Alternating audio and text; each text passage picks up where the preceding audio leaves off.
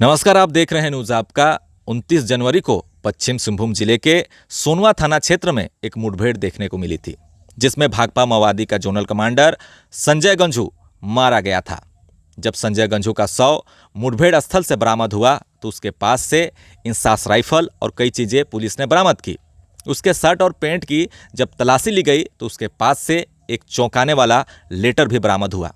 संजय गंझू ने 26 जनवरी को एक लेटर लिखा था। उसे केंद्र कमेटी सदस्य और 1 करोड़ के इनामी पतिराम माझी उर्फ अनलदा तक उस लेटर को वो पहुंचाना चाहता था।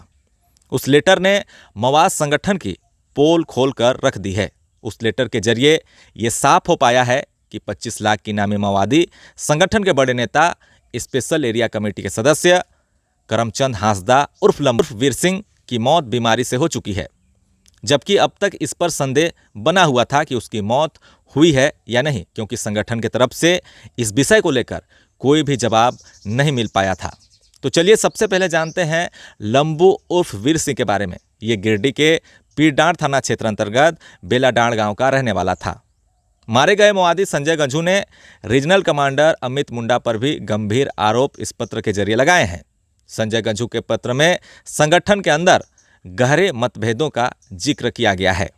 पत्र के अनुसार 15 लाख के इनामी रीजनल कमांडर अमित मुंडा संगठन के शीर्ष नेतृत्व की बात को नहीं मानता था। संजय ने अपने पत्र में उल्लेख किया है कि संगठन में हो रहे विवादों को सुलझाने के लिए एक बैठक भी बुलाई गई थी, लेकिन अमित मुंडा उसमें शामिल नहीं हुआ। पत्र में यह भी लिखा गया है कि पतिराम माझी की करीबी हेमंती, जो बाद में अमित मुंडा की टीम में शामिल हुई थी, उसके साथ भी अमित मुंडा का संबंध अच्छा नहीं था। पत्र के अनुसार संजय गंझू ने रीजनल कमांडर अमित मुंडा को करमचंद हांसदा उर्फ लंबू की मौत का भी जिम्मेवार ठहराया है। पत्र में लिखा गया है कि करमचंद की बीमारी के दौरान उसकी सही तरीके से देखभाल नहीं की गई, जिससे उसकी जंगलों में ही मौत हो गई। अमित मुंडा को उसकी देखरेख की जिम्मेवारी सौंपी गई थी, लेकिन उसने लापरवाही बरती, जिससे करमचंद की जान चली गई। आपको बता दें कि 22 सितंबर 2024 को अखबार में वीर सिंह की मौत से संबंधित एक खबर छपी थी, जिसके अनुसार उसे डायबिटीज बीमारी थी और काफ़ी लंबे समय से वो बीमार चल रहा था। बीमारी के कारण उसकी एक्टिविटी काफ़ी कम हो गई थी और अपने इलाज के लिए अपने दस्ते के कुछ सदस्यों के साथ वो अलग अलग रहने लगा था। बीमारी से पहले पुलिस को उसकी गतिविधि की भी जानकारी मिल चुकी थी और उसे पकड़ने की भी कोशिश की गई थी। वीर सिंह के मौत के बाद उसके शव को कोल्हान के जंगलों में ही दफन कर दिया गया है। उसकी मौत कई महीने पहले ही हो चुकी है, मगर मवाद संगठन द्वारा उसकी कोई भी जानकारी प्रेस नोट के माध्यम से नहीं बताई गई है।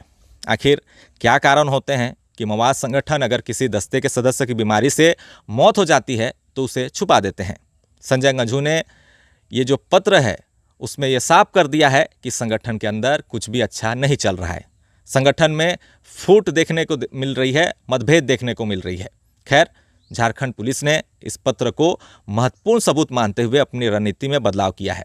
पुलिस पहले से ही 31 मार्च 2025 तक भाकपा माओवादी के सफाये का लक्ष्य लेकर चल रही है, लेकिन अब इस पत्र के आधार पर सुरक्षा एजेंसियां आगे की कार्रवाई में जुट गई हैं और संगठन के भीतर बढ़ रही फूट का फायदा उठाकर माओवादियों के खिलाफ अभियान को और तेज करने की योजना बना रही है।